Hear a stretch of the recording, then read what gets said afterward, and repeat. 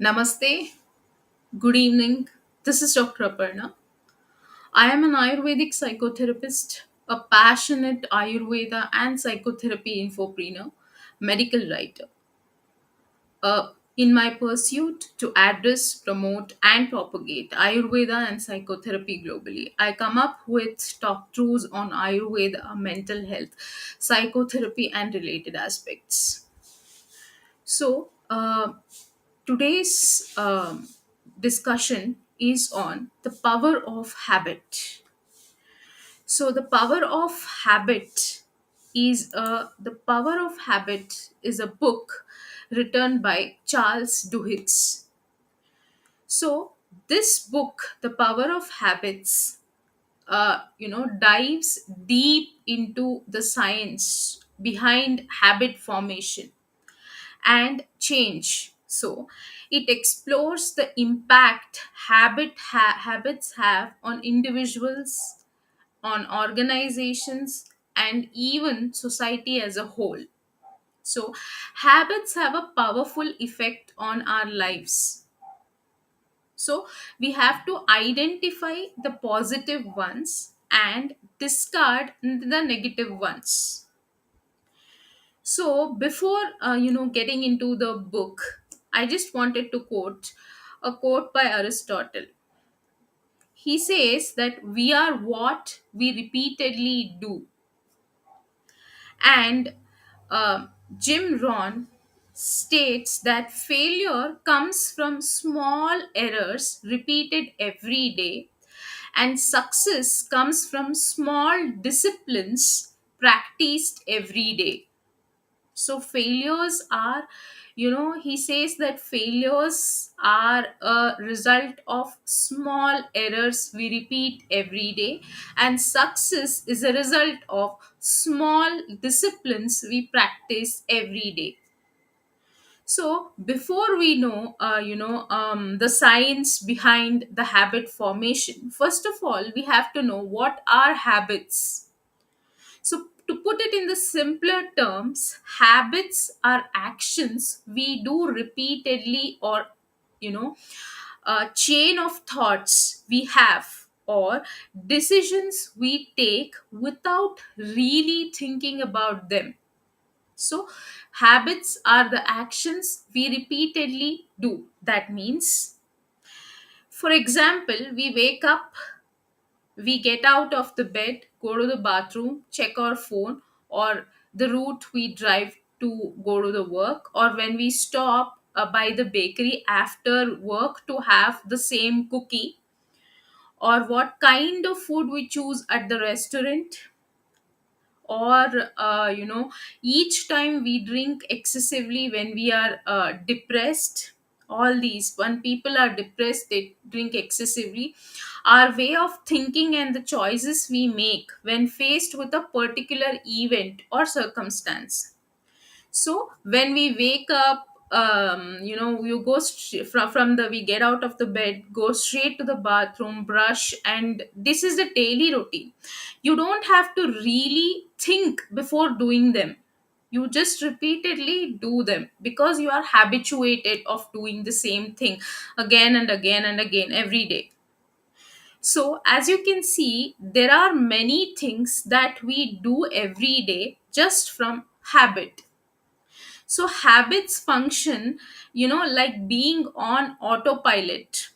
So why we do that? It's a way of our brain to say about whether I have to brush when I wake up or not. I don't have to think about it. I just go and brush. So it is a way to save, for the brain to save energy. So, habits have a profound effect on our personal and professional life. While some habits have a positive effect, other habits have a negative effect. So, habits have have a compound and ripple effect.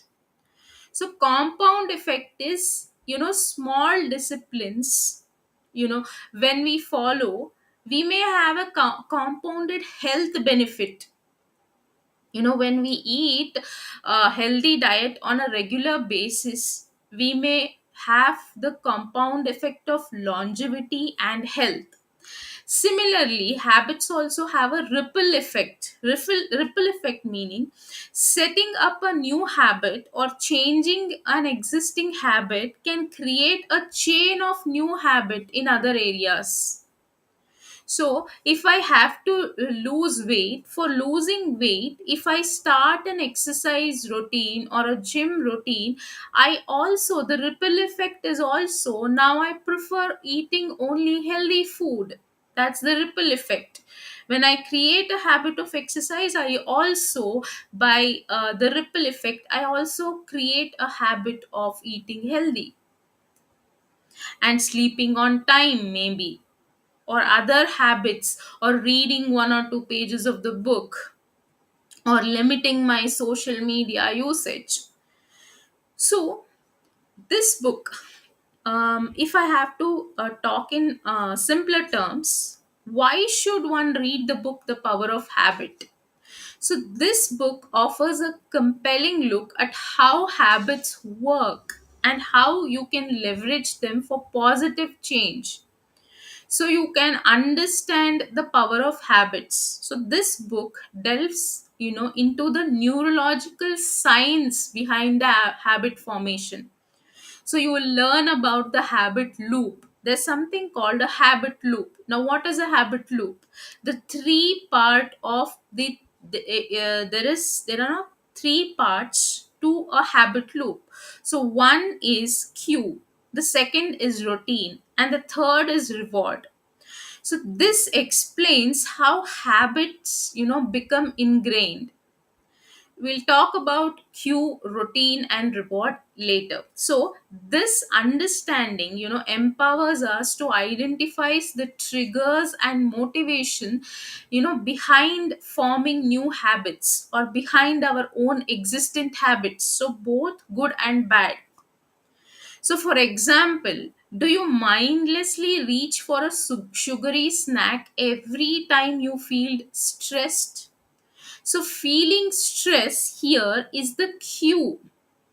The power of habit explains the loop behind this behavior, and the mindlessly reaching for a sugary snack here is a routine, and the reward is the gush of that sugar and gush of that energy. So here, the power of habit explains the loop behind this behavior. The stress, which is the cue, triggers the craving for a sugary snack, which is a routine, which becomes a routine. Whenever you have stress, you go for a sugary snack. So what happens? The reward here is, which provides a temporary feel good sensation, a gush of energy, a gush of sugar, maybe. Next thing, why should we read the book is, if you want to break free from unwanted habits, like you want to learn new habit and understand the power of habits, you also have to break free from unwanted habits. See, habits, if are good, can be learned, if are bad, can be unlearned as well. So breaking free from unwanted habits is also an important thing. So the book doesn't just explain habits, it offers a practical framework for changing them.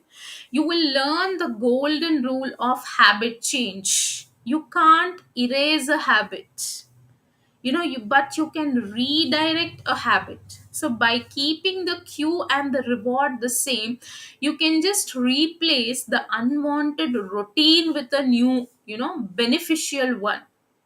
So instead of mindlessly reaching for a sugary snack, you can mindfully reach for a fruit or for a healthy food item.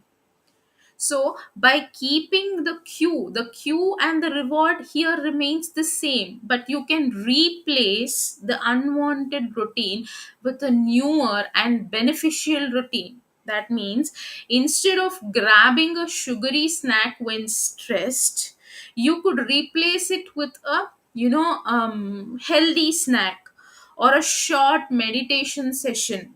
a new routine. So to achieve a similar sense of calm or similar sense of temporary feel good sensation, reward would be the same. The cue is the same, the reward is the same. Only thing which is being replaced here is the routine. So, the third reason why we have to read this book is to build habits for success.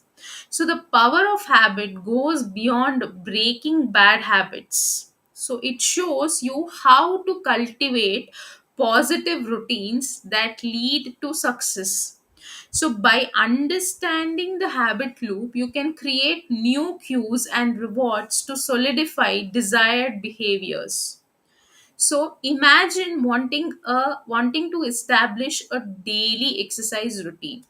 You could set a specific time as your cue. That is putting on your workout clothes after work, you know, followed by the exercise routine itself. So you are setting up a cue, and you're setting up a reward as well for the routine. Reward yourself with a healthy post workout snack to solidify the loop. So you're setting up a cue, specific cue, then a routine, then you're rewarding yourself, after, to solidify that loop. We reward, because the reward is given because to repeat the same habit, to continue the loop. So the next thing why we should read the book is gain insights beyond personal growth. So this book explores the impact of habits on businesses and society. You will learn how companies leverage habit loops to create loyal customers, and how social movements spread through the formation of shared habits. So, this broader perspective highlights the far reaching influence of habits. So, habits also influence beyond personal growth, for to business, for the businesses to grow, for the professional growth, and for the society as a whole. So the power of habit, this book provides a powerful and practical framework for understanding and changing your habits.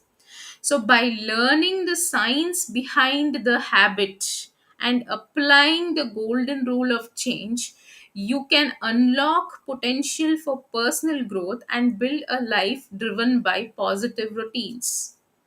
So, when I speak of the power of habit, so what is the habit loop exactly? So, the habit loop, the chapter 1 here talks about, this chapter lays the foundation for understanding habits. So this introduces the habit loop, that means a neurological cycle with three key components. First is, as I said, cue, the trigger that initiates the habit. So, for example, you have the habit of drinking a cup of coffee in the morning. So, cue here is feeling tired. You feel, lethargic, or you need that energy as soon as you wake up. So, this is the cue. The routine is the actual behavior performed. That means because of that cue, you go and make yourself a cup of coffee. And the reward here is the benefit or the satisfaction received, the caffeine boost or the energy boost, the gush of energy after you drink that cup of coffee. So, our brains are wired for efficiency. What happens is habits allow us to perform actions without conscious thought. We are not thinking whether I should prepare a cup of coffee or not. You're just waking up, you're just making yourself a cup of coffee and drinking it. So, habits allow us to perform actions without conscious thought. So, freeing up mental resources for other tasks. So, what happens is you are saving the energy, your brain is saving the energy for other tasks. So, by identifying the cue, the routine and the reward in a habit loop, you can gain control over your behavior. So, a case study: a man with severe amnesia. Severe amnesia means amnesia is forgetfulness. The man cannot remember things. So, he struggled to form new memories. However, he could still function relatively normal due to his ingrained habits. So, because of the habits, even though he struggled to form new memories, the daily functions he could normally, continue his daily routine because of the habits. He did not want to remember. There is no need for the brain to remember that. You wake up, you brush your teeth, you take bath, you go make a cup of coffee, have it. So all these things, the habits need not be remembered. So this case highlights the power of habits in guiding our daily lives, even when conscious memory is impaired. So we will discuss the rest of the book summary in the next session. So that's it for today, and please do share your thoughts and queries in the comment section. I'll meet you in the next session. Thank you. Namaste.